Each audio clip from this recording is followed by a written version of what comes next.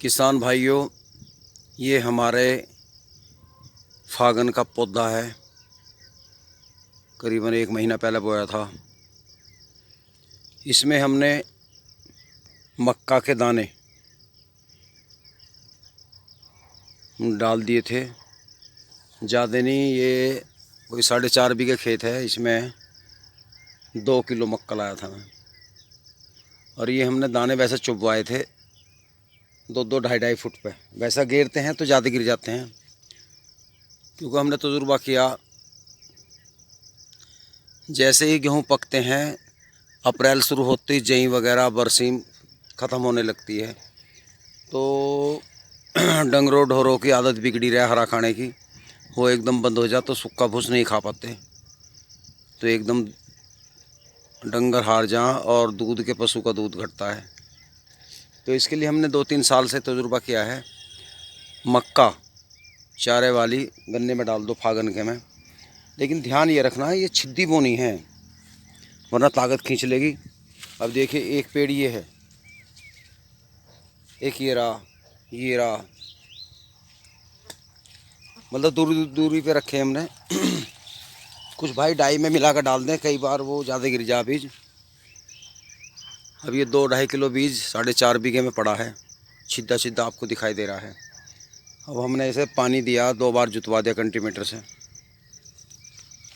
जमाव बढ़िया है, इसमें मोथा दिखाई दे रहा घास। आज इसकी जुताई होनी थी, लेकिन रात बारिश पड़ गई हल्की। 2 दिन बाद इसमें कंटीमीटर निकलेगा, तो हम इसे ठेकेदार पे नहीं खुदवाएंगे। इसको हम तीनों बापू बेटे खोद लेंगे आराम से, क्योंकि अब काम निमट गया। गेहूँ भी उठ गया, गेहूँ की ईख भी बू गई। आज हमारी ईख भी बू कर निमट की गेहूँ की, तो अब ठाली रहेंगे। ठाली भी हमारा शरीर कुड़ेगा।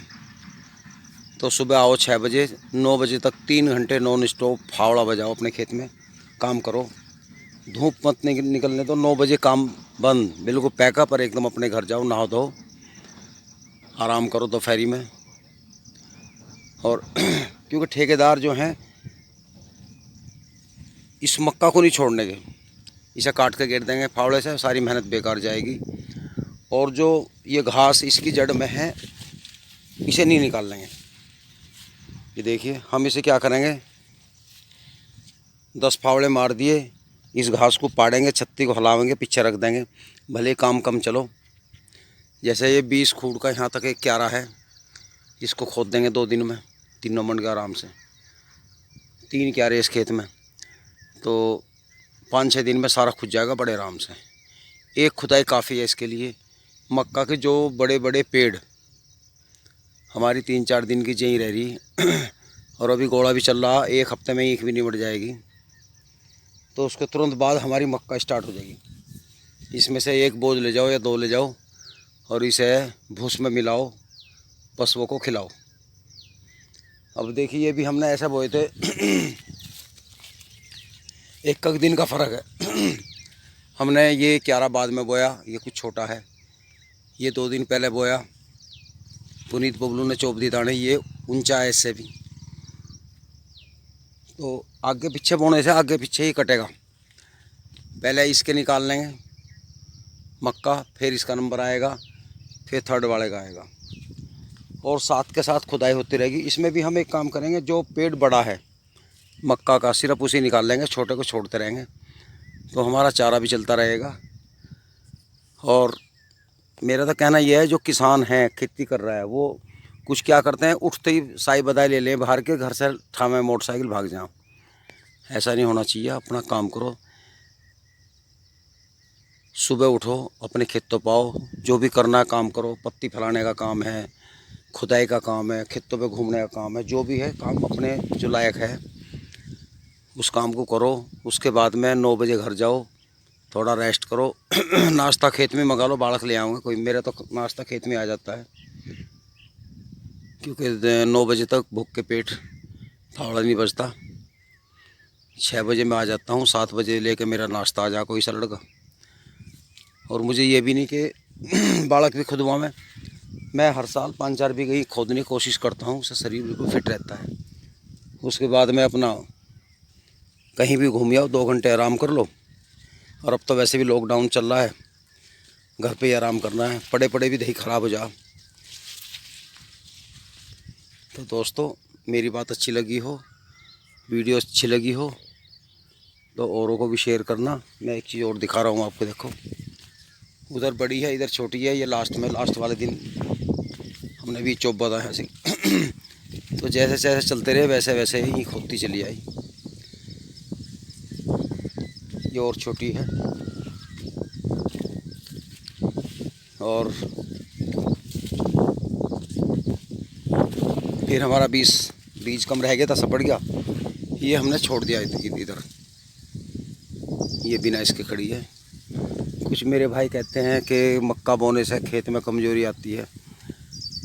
आती तो है वहाँ जहाँ खेत में लागत ना हो। अब हमने इसमें कूड़िया खाद गिरा खूब 8-7 ट्रॉली डाई NPK क्या क्या बवाल हैं वो, धनुष रामबाण वगैरह, और थोड़ी सी और रोज़ फालतू लगा दो। ये तो अपने हाथ में है,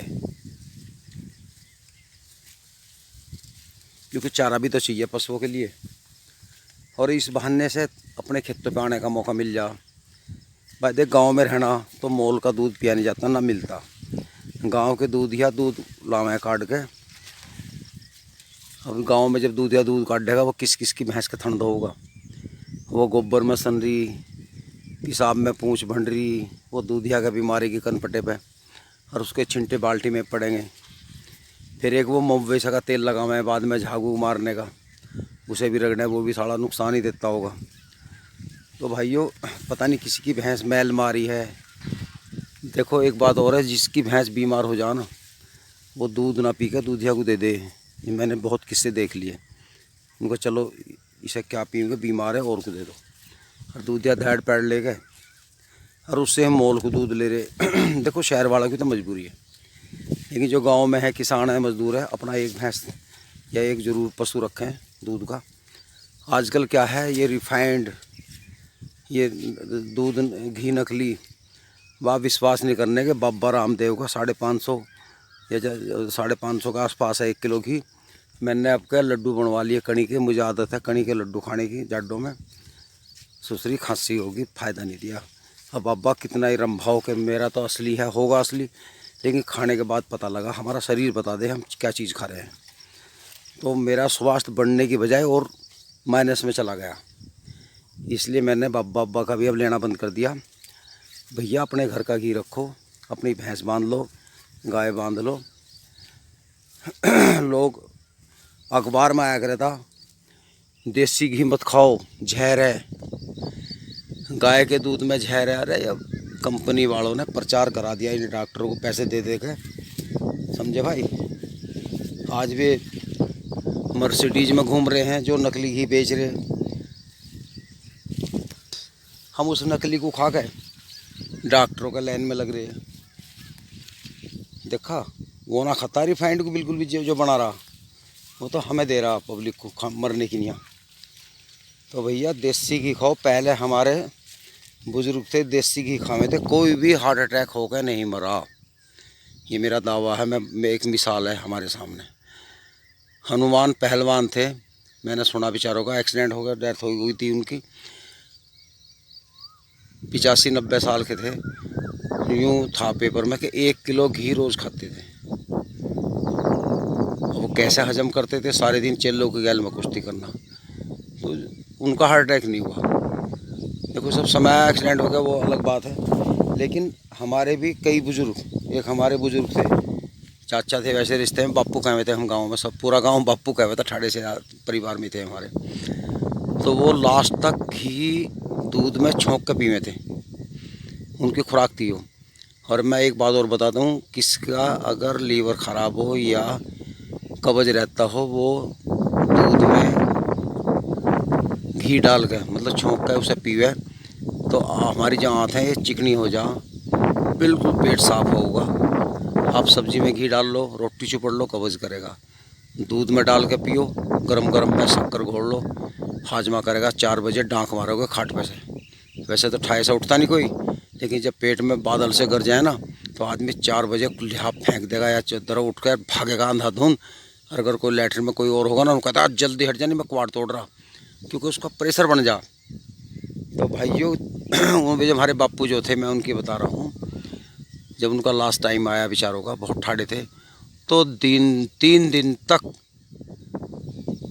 वे जिंदा रहे, खाट पे पड़े रहे। उनका घैड घैड की आवाज़ आओगे तो डॉक्टर ने कहा था इनका दिल बहुत बड़ा है, बहुत मजबूत दिल है, पता नहीं कैसे इंसान है। तो 3 दिन बाद में उनका दम निकला। तो मैंने सोचा यार इन्होंने देसी घी खाया इसलिए इनका दिल मजबूत रहा। तो भाइयों ये ना डरें कि देसी घी खाने से वो हो जाएगा, कोलेस्ट्रॉल बढ़ेगा, फलाना बढ़ेगा। ये तो हम जहर खा रहे हैं, उनसे हो रही गड़बड़। अंडे ला रहे बाजार से वे नकली, चाइनीज़ बता रहे इनको वे प्लास्टिक के। तो भैया शुद्ध चीज़ खाओ, अंडे पंडे की मुर्गे की टाल मारो, इधर नमक मिर्च डाल के टेस्ट बन जा, चाहे उसमें डंगर का मीट हो चाहे उड़द की दाल हो। तो ये तो भैया टेस्ट बनाना है, और इस टेस्ट से बचो। पहले ये सोच लो हम क्या चीज़ खा रहे हैं। डंगर है बीमार है, मुर्गी है वो बीमार है, और वो किसी ने खा ली तो क्या होगा, बीमार होगा नहीं होगा।